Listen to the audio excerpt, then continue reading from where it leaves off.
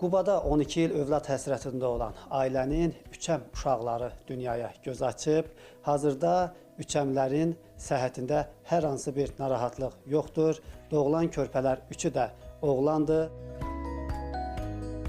Övladımız olmurdu, həkimlərə gedirdik, ora, bura, axır. Allah Taala bizə bu 3 dənə övladı qismət elədi. Yəni çox sevincliyik. Birinin adı Rəyyandır, birinin adı Rənatdır, birinin də adı Nihat. Doğulanda düzdür, indi biraz küvəstə zətdə qaldılar, biraz əziyyətli oldu.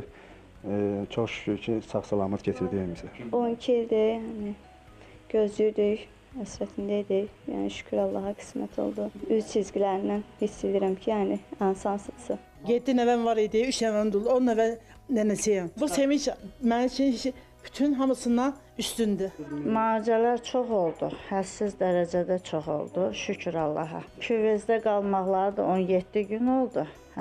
17 gün əziyyət çəkdi bütün həkimlər, canla başla xidmət elədilər, sağ olsunlar.